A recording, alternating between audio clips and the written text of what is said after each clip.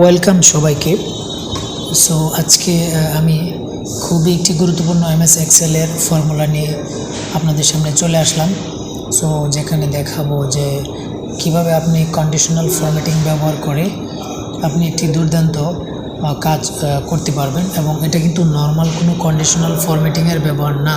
আমি আবারও বলছি, এটা কোনো নর্মাল কন্ডিশনাল ফরম্যাটিংয়ের ব্যবহার না। এটা একটা এক্সট্রা অর্ডিনারি একটা ব্যবহার, যেটা আপনি মনে হয় না আপনি এই ব্যবহার সম্পর্কে জানেন, এটা ব্যবহার করতে পারেন।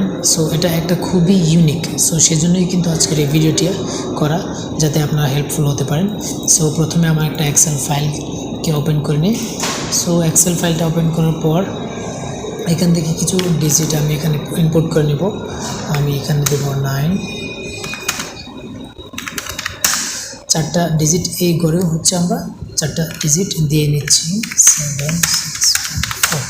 ওকে, তারপর আমি এটাকে একটা বর্ডার করে নিব, অ্যালাইনমেন্ট করে একটা বর্ডার দিয়ে দিলাম।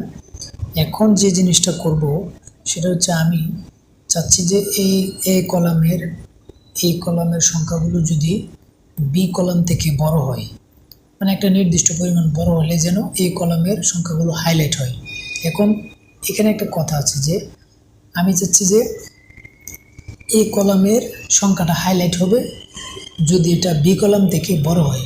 এখন কিন্তু আমাকে নর্মালি কিন্তু আপনারা কি করবেন যে এ কলাম মাইনাস বি কলাম, এটা মাইনাস প্লাস মাইনাস করে আগে হচ্ছে ফর্মুলা করে, এরপরে আপনারা অন্য কোনো থার্ড ওয়ে ব্যবহার করে আরও হচ্ছে কোনো থার্ড ওয়ে ব্যবহার করে আপনার পরবর্তীতে এটাকে হাইলাইট করবেন। কিন্তু আমি কোনো থার্ড ওয়ে ব্যবহার করব না। আমি সরাসরি এমন একটা ফর্মুলা ইউজ করব, যে ফর্মুলাটা ইউজ করার মাধ্যমে, সেই ফর্মুলাটা ইউজ করলে সে অটোমেটিক এ বি কলামের সংখ্যা থেকে প্লাস মাইনাস করে সে এখানে রেজাল্ট দেখিয়ে দিবে। ঠিক আছে? সো এটাই হচ্ছে দেখাবো আজকে এই ভিডিওতে। এই কলামটা অটোমেটিক এটার সাথে প্লাস মাইনাস করে সে অটোমেটিক এখানে এই ঘরটাকে একটা হাইলাইটিং করে দেবে, মানে একটা কালার করে দেবে। এটাই তো চমক। তো এটা কথা না বাড়িয়ে আপনাদেরকে দেখাচ্ছি। প্রথমে আমরা এই ঘরটাকে সিলেক্ট করে নিলাম, নেওয়ার পর আমরা কন্ডিশনাল ফরম্যাটিংয়ে ক্লিক করব।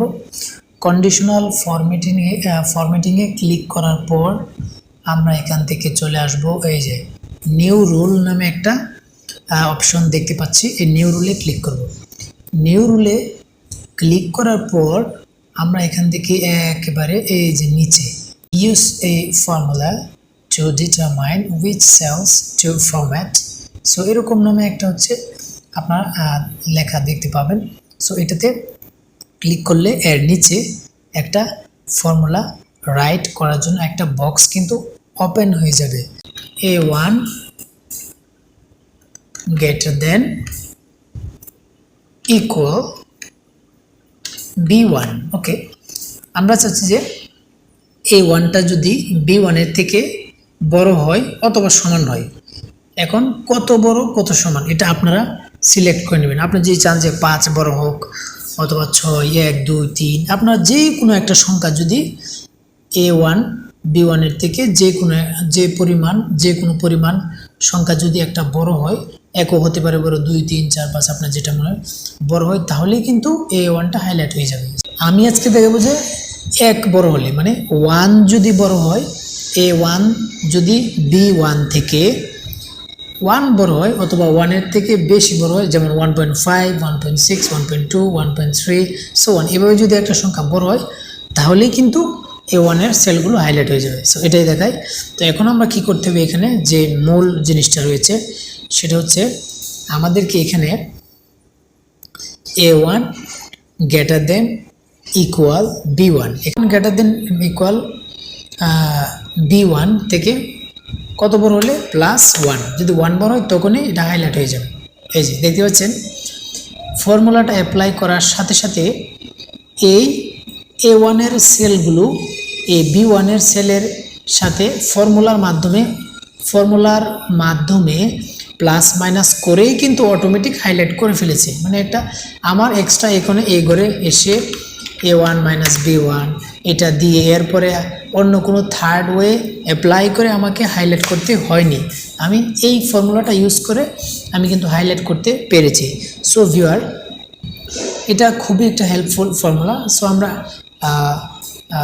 আরেকটা জিনিস দেখি যে আমরা 8.5 আমরা যে 7 দিই, দেখেন 7 দেওয়ার ফলে এইটাও 7 এটাও 7, তার মানে কি দুইটা যখন সমান হয়ে গিয়েছে তখন কিন্তু কাজ করে না।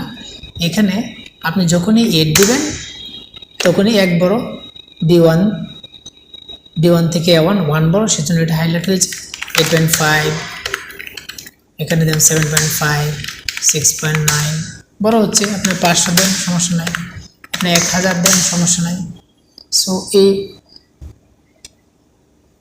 এই ম্যাজিক ফর্মুলাগুলো যদি আপনারা বেশি বেশি পেতে চান তাহলে অবশ্যই আমার চ্যানেলটাকে সাবস্ক্রাইব, লাইক, কমেন্ট, শেয়ার করতে ভুলবেন না। এবং আশা করি ভিডিওটা ভালো লেগেছে এবং ভালো লাগারই মতো ভিডিওটা। সো পরবর্তী ভিডিও দেখার জন্য আপনাদেরকে আমন্ত্রণ জানিয়ে আমি আজকে এই ভিডিও শেষ করলাম। ভালো থাকেন সে পর্যন্ত। আল্লাহ হাফেজ।